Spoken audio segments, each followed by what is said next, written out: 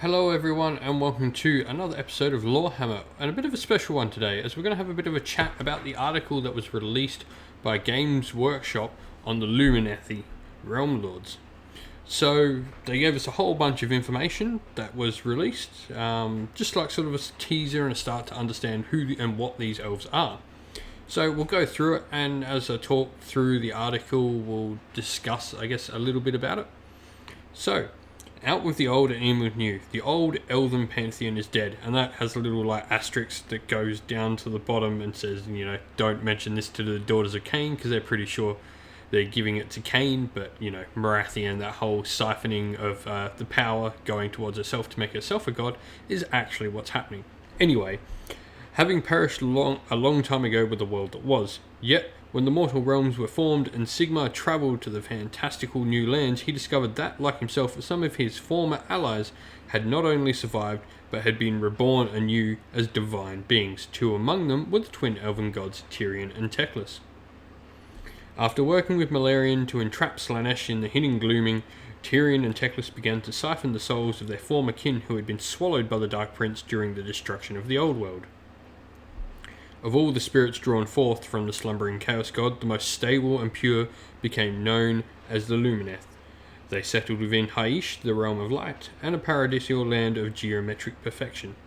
There, the Lumineth grew both wise and powerful from the teachings of the twin gods. So that's all sort of stuff we know. Like, these are obviously the most pure and untainted elves.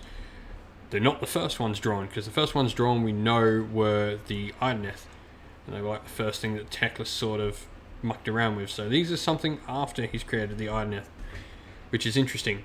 He's obviously gone ooh, yeah, I might have messed up there, and sort of tried to make the next race of elves something better. And so now it goes into from darkness to light. Despite their nobility of spirit, the history of Lumineth Realm Lords is far from without incident. For no elf could suffer an age of torment after having been consumed by Slaanesh and emerged unscathed.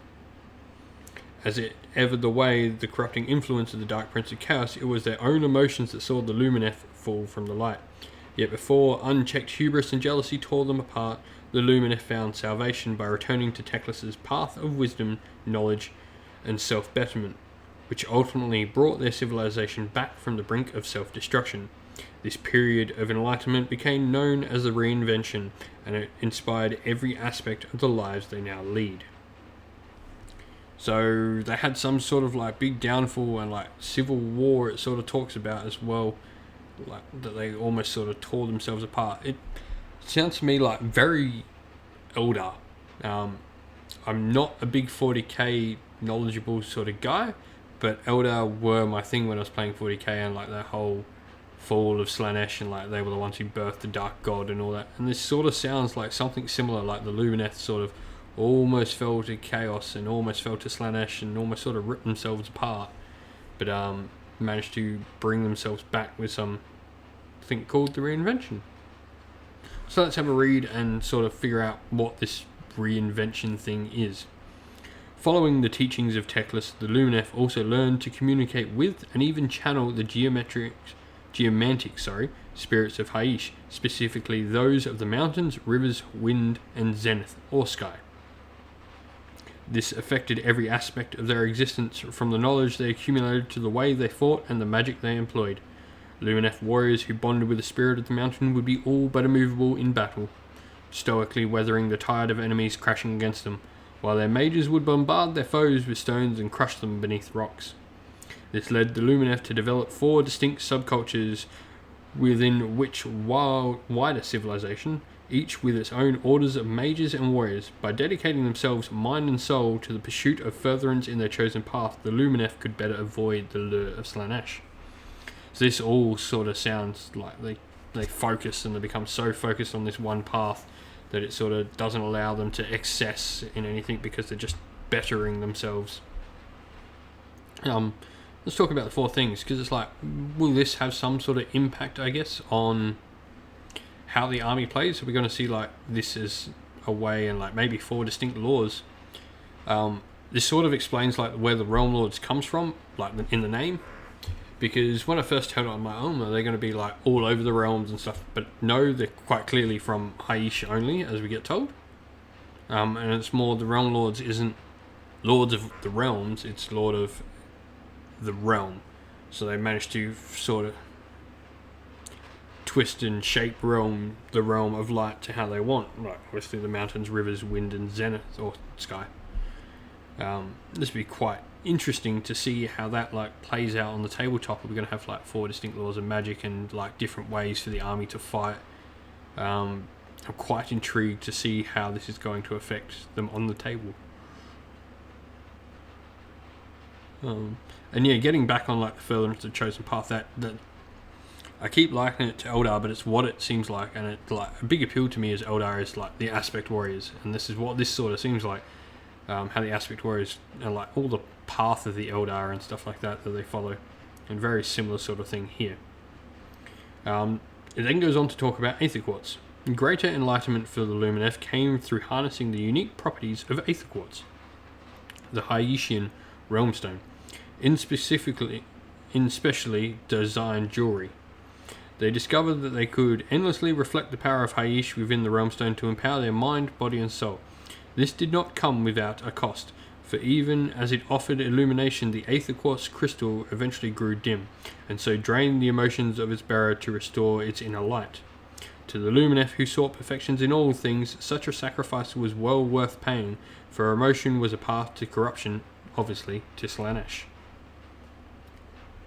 Once the energy bound within the Aether Quartz diminishes, it is left blackened by drained emotions. The Lumineth discard these spent stones, replacing them with freshly prepared Aether Quartz to revitalise them once more. So, with each gem discarded, the Lumineth become more mentally, physically, and spiritually gifted, yet grow colder and more aloof. So, like, many of us will probably recognise Aether Quartz being from a particular artifact in Malign Sorcery, the Aether Quartz Brooch. So it's the Realm Stone of Haish. And yeah, so they're sort of using this to better themselves, but it sort of drains and makes them very emotionless, very aloof and cold, and this could be like a big reason as to why like they just Teclis sort of might not feel. Maybe he's done too much stuff with Aether Quartz. It's interesting. And then the Peerless armies of the Lumineth.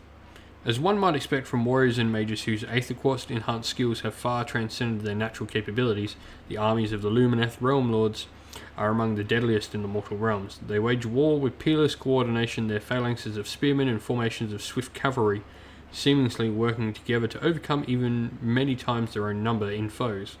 Meanwhile, mages of incredible power rain down destructive elemental magic to the utter ruin of their enemies.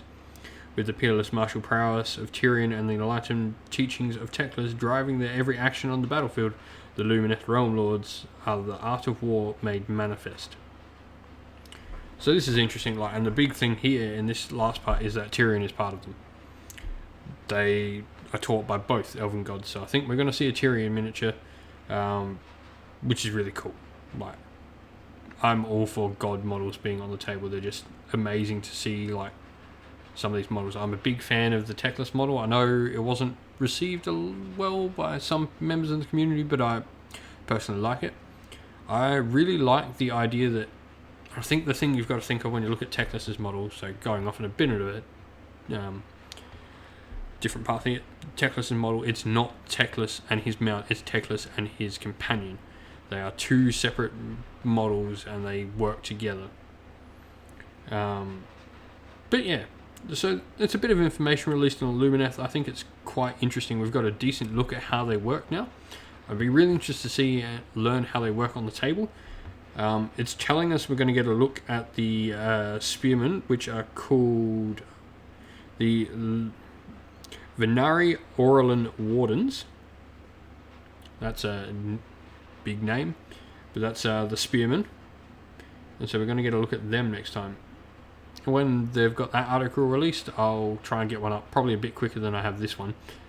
Sorry about the delay in getting this one up, guys, but thanks all for watching. Don't forget to like and subscribe. You can help the channel out by supporting it on Patreon, Sinful Gaming /Patreon. and we will see you all again real soon. Ciao for now, guys.